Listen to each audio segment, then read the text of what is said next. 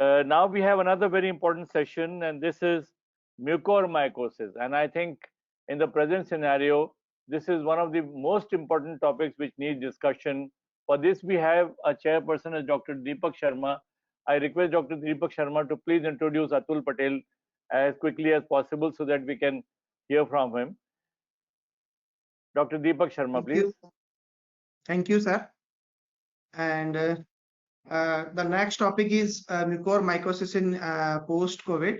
And the speaker is Dr. Atul Patel, and he's a renowned infectious disease consultant in the Ahmedabad and working as the chief consultant and the director of the infectious disease clinic at Vedanta Institute, and also the consultant of infectious disease in the Sterling Hospital in the Ahmedabad, and had a fellowship in the Infectious Disease Society of America, and has various publications both in national and international journals. And I have already read his important publications in the mucormycosis in COVID. Then I'm requesting to Dr. Atul Patel, sir, for the COVID-associated mucormycosis. Yeah, good afternoon, and thank you very much for a kind word of introductions and providing me opportunity to speak on COVID-associated mucormycosis. Hope my slides are visible. Yes, sir. Yeah. So these are my financial disclosures. And when we talk about mucormycosis, let us understand the global burden of mucormycosis. When we talk about the mucormycosis in entire world, the prevalence of mucormycosis is very low. Please, your so it is generally less than 10 per million sir, population across can you expand your slideshow? Sorry? Can you expand your slideshow actually? Okay. Yeah, thank you. Thank you. Okay. So the global burden is the very less in most of the countries except in Asia, which is almost 30 per million populations. And the recent study from India showed that it is much higher than what was reported previously, and it is now 14 cases per 100,000 populations in India. So India is probably having a largest numbers of mucormycosis infections a year. And globally, it is estimated that around 10,000 new infections of mucormycosis been described. But this year in India, during this COVID outbreak, we have almost 48,000 mucormycosis patients in the month of May, June, and July. So when we looked at the species which is responsible for the development of mucormycosis, the most common species which is found in almost 80% of the cases is Rhizopus species. And amongst Rhizopus, the Rhizopus arizus is the most common the species which has been isolated from a patients with mucormycosis. The other Rhizopus species which is growing in number are the Microsporus and the Homothelicus, which is slowly building up in Indian patients. The other species like Apophysomyces, the mucor species or Lichthymia or Rhizomucus are very less compared to the Rhizopus. Now, looking at the important risk factors of mucormycosis overall before the COVID-19 pandemic, the diabetes was #1 risk factors, followed by the renal disease or the chronic kidney disease. So these are the two very important the comorbidities which leads to the mucormycosis. We do have hematological malignancies, trauma, organ transplant, the patient with pulmonary disease or patients receiving steroid and other therapy. But diabetes before COVID-19 was a #1 cause. So what we did, like we did a study on COVID-associated mucormycosis last year from September to December 2020. And what we found that amongst 16 participating centers across India, the COVID-associated mucormycosis or the CAM prevalence was very low. So it was just 0.27%. So even though when we are looking at very large number of patients with mucormycosis in our COVID patients, but if you look at the overall prevalence of CAM, it is very low. It is just 0.27%.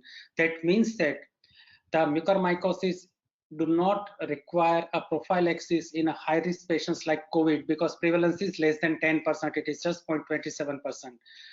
And during this study period, what we did, like we have collected the total number of mucormycosis which has been diagnosed in COVID patients as well as in non-COVID patients. And what we found that And we also collected information from the same participating centers in a previous year during the same month, that is September to December 2019. And what we found that the increase in the number of mucormycosis cases during September to December 2020 was clearly associated with the COVID infections, because when we compare a non-COVID associated mucormycosis in 2019 and 2020 during the same study period, the number of cases which were not associated with the COVID were almost same. So COVID probably is a very important additional factors which was contributing to increase mucormycosis burden in our country.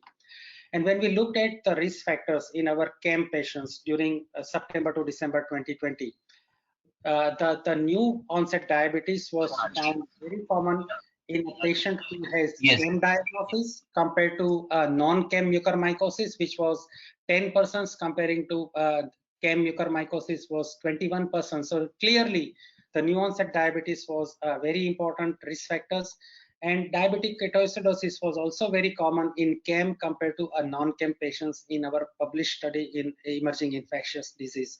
So diabetes remains very important risk factors, and this is what we have submitted to the journal. So we did the case control study in COVID-associated mucormycosis just to find out the important risk factors which are contributing to mucormycosis in our COVID infected patients.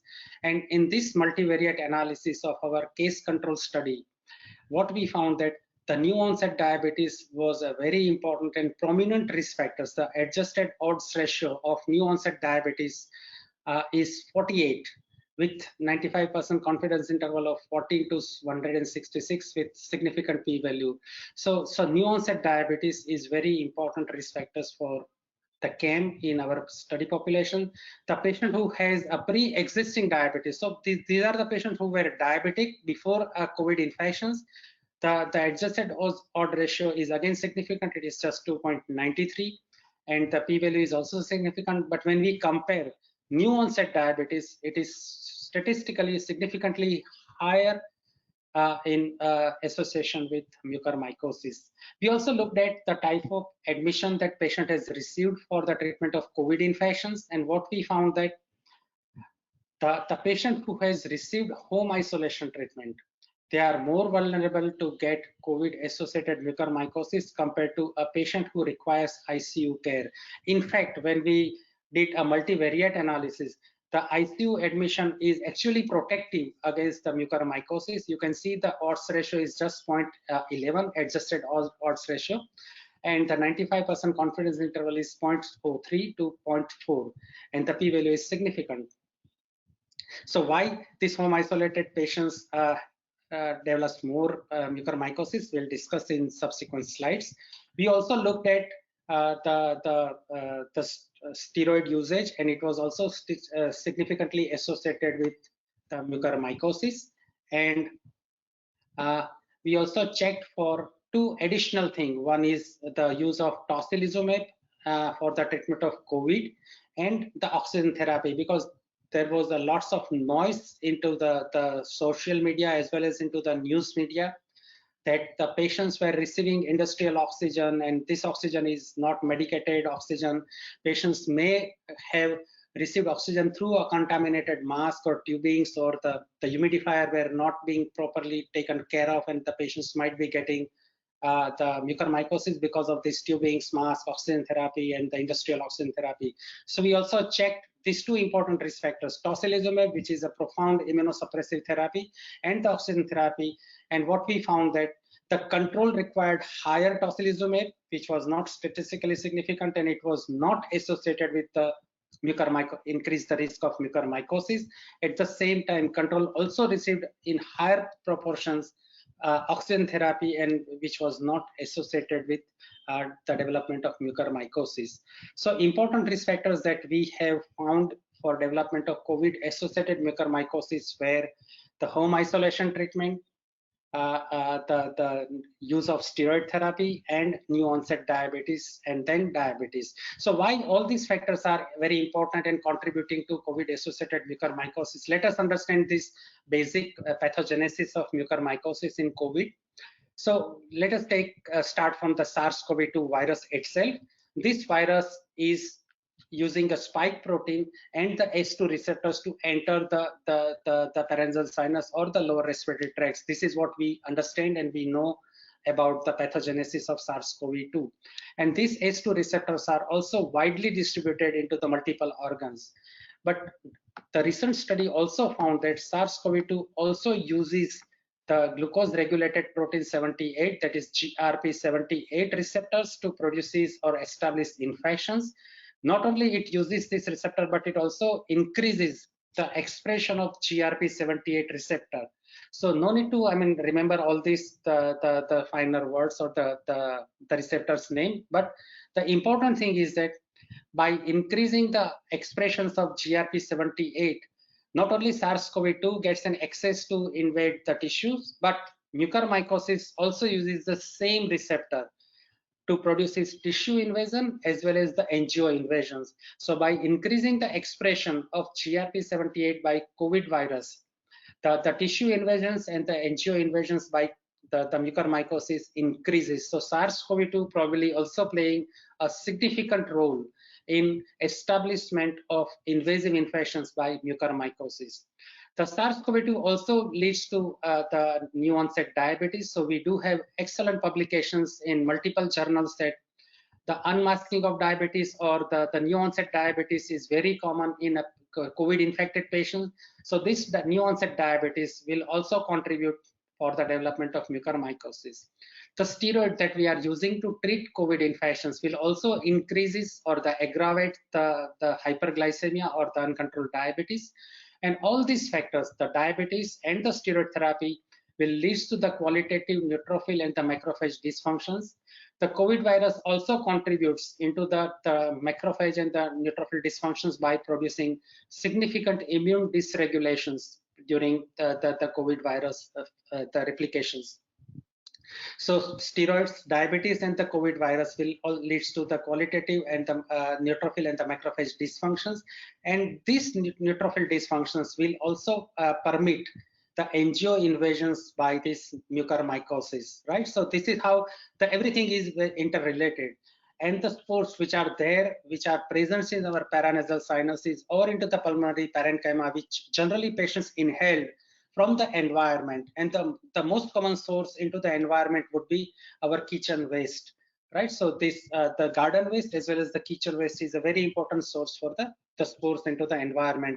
So all of us, we inhale these spores into, and these spores will be lodged into our paranasal sinus as well as into the lung tissue.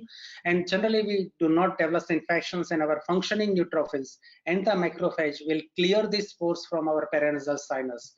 But when somebody is having a diabetes, uncontrolled hyperglycemia, patient is receiving steroid therapy, all these features will lead to the qualitative neutrophil and macrophage dysfunctions and will permit the germination of the spores.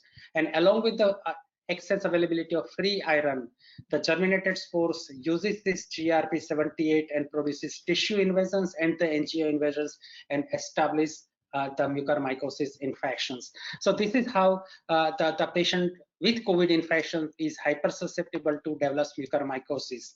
And in home isolated patients in our study, what we found that their new onset diabetes goes unrecognized, the daily monitoring of sugar goes unrecognized, and this prolonged hyperglycemia will facilitate. And these patients, even though they do not require steroid therapy, almost 70% of our home isolated patients, they have received steroid therapy. So home isolation, unchecked hyperglycemia, and steroid therapy contributes to more mucormycosis cases in a patient who received treatment at home, those who are having a non-severe COVID infection. Despite that, because of diabetes and the steroid, they end up with the mucormycosis.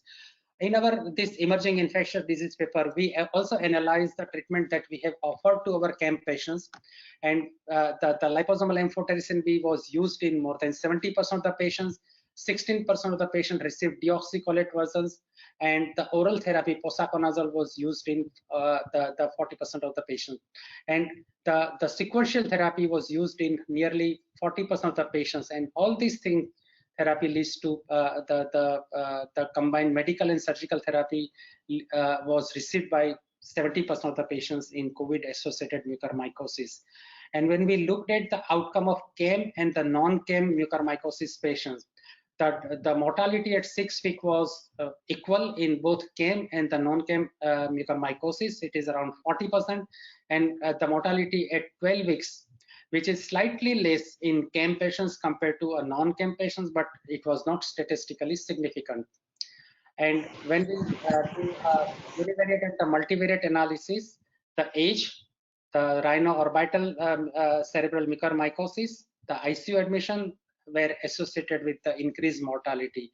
And the sequential therapy, that is amphotericin B followed by oral therapy, was independently associated with a better survival at 6 and 12 weeks therapy. So we can say that the patient should receive initially amphotericin B therapy for 4 to 6 week time.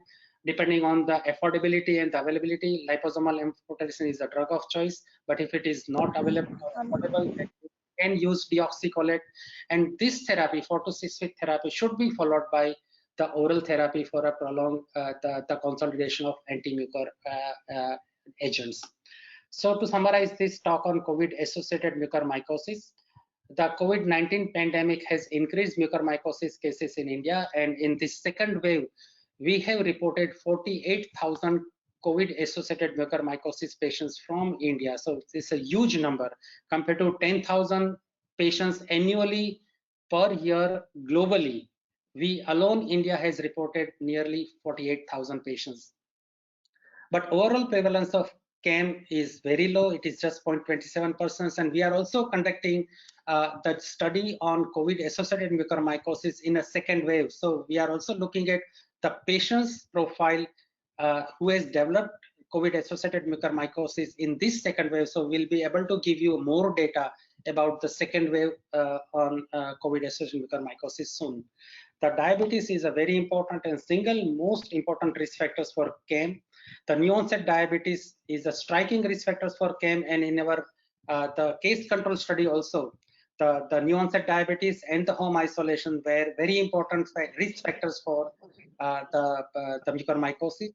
And combined therapy, surgical and medical therapy, as well as the sequential antifungal therapy, is associated with a better outcome.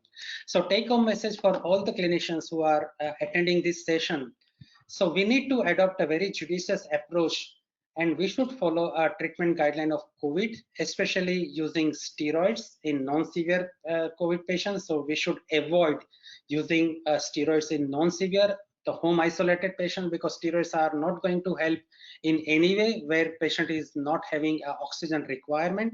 And in fact, you are producing more harm to our patients by worsening the glycemia or the hyperglycemia and suppressing the immune system where it is not required. And this should be coupled with diligent blood sugar monitoring. Even though your patient is at home isolation, we need to ask them to for a regular the blood sugar monitoring and have a good glycemic control. Both these things probably can reduces the KEM burden if we have the next subsequent third wave. Thank you very much for the patience listening. Thank you very much, Dr. Patel. A very clear and quite a large number of questions have been answered in such a brief and wonderful way. Dr. Deepak Sharma, if we have any questions, please. Yes, sir. I just want to ask two things, sir. One is there any difference between the efficacy of liposomal amphotericin B or lipid complex? Can be both used interchangeably or not, sir? Yes. So when we talk about the lipid complex, so I'm talking about Abelset, that is the officially available, the original version, or the amphotericin B lipid complex. So when we compare liposomal and amphotericin B lipid complex, both are equal in potency, because lipid complex is extensively used in United States in most of the hospitals compared to liposomal amphotericin B because of the expense. But we cannot compare the amphotericin B emulsion with liposomal amphotericin B, because we do have very scarce data on amphotericin B emulsion. So emulsion cannot be compared with liposomal, but lipid complex and liposomals are interchangeable and the efficacy is almost same. But when we talk about deoxycholate, deoxycholate is definitely much inferior in terms of the patient's outcome mainly because of toxicities and requires a frequent drug interruptions. So because of these two things, the outcome in a patient who has received deoxycholate versions compared to liposomal amphotericin B, it found that it is the poor response. And second, sir, we have one patient with the rhino orbitose cerebral mucormycosis with the cerebral extension, and which is non-operable. So I want to one thing, sir. Should we continue with the amphotericin B, or is there any role of isavuconazole rather than amphotericin B regarding the recovery of the patient? Right. So this is a very good question and very important question. When patient is having intracranial extensions and patient is unoperable, so we cannot excise the cerebral lesions. So in this situation, the global guideline clearly says that if you have a neurological involvement or the CNS lesions, you have to increase the dose of liposomal amphotericin B to 10 milligram per kg to have better penetrations and the high concentrations that you can achieve into the neuronal cells or the intracranial cavity. So once you have a brain involvement, give higher dose of liposomal amphotericin B, that is 10 milligram per kg, and you have to continue this for at least 4 to 6 weeks, and many patients may require more than 6-week therapy because this is the only drug which can achieve a good inhibitory concentration level into the brain parenchyma. When we talk about the oral agents, that is posaconazole or isavuconazole, both these agents have a very poor penetrations into the brain as well as into the cerebrospinal fluid, though there are few data, clinical data, where they have actually looked at the isavuconazole concentrations into the brain abscess cavity, and it found that it can achieve, but still, I mean, the data is very sparse, so we cannot upfront recommend isavuconazole for treatment of neurological disease. So ideally, the excision is very important because if you debulk the CNS lesion, then the drug penetrations will improve significantly and the patients can have improved outcome. But if patients are having inoperable because of the vital centers or the location of the abscess, then we have to continue with high dose amphotericin B therapy. Thank you, sir. Thank you, sir. Thank you very much. It has been a wonderful lecture and everybody wanted this information very, very. Please be quick, Dr. Deoda, because we have Dr. Agarwal waiting for us. Yes. Dr. Patel, very wonderful presentation. I have just one question or doubt in my mind. It is a surprising finding. You have noticed that the incidence of mucormycosis is more in new onset diabetic patient and those patients who are in home isolation. It is a real surprise. And has it been found in your center only, or there are other centers also which have found this kind of observation? Because it is a total surprise for me. Yes, so this is what we are also, conducting study. Now we have 29 centers participating in this study across the India, and this is also a case control study. So the data I shown you are submitted to the journal for a publications, and these data are from Ahmedabad, only one center, but we'll be able to get information from 29 centers across the India that home isolation is a very common risk factors in other centers also. But when you look at the logically, the unrecognized hyperglycemia and the steroid therapy, these are the two very important risk factors. So in home isolated patients where the diabetes is not being monitored and not being corrected, so it definitely increases the risk, and these patients are going to have home isolation for at least 2 weeks time. So 2 weeks of uncontrolled hyperglycemia is probably a very important risk factors for a patient who received home isolation. And when we analyze the patient who received treatment into the ward and into the ICU, in fact, because their sugar is better controlled into the ward and the ICU, and the ICU has less chances of development of mucormycosis. Thank you, sir. Thank you very much. In AIIMS Jodhpur, we have 60% of cases of mucormycosis are from home isolation only. Home isolation. Okay, yes, thank you. Thank you, sir. Thank you very much. Thank you for the time giving. I'm really obliged that you have spared so much of time for us and given us all the information. Thank you, sir. Thank you very much.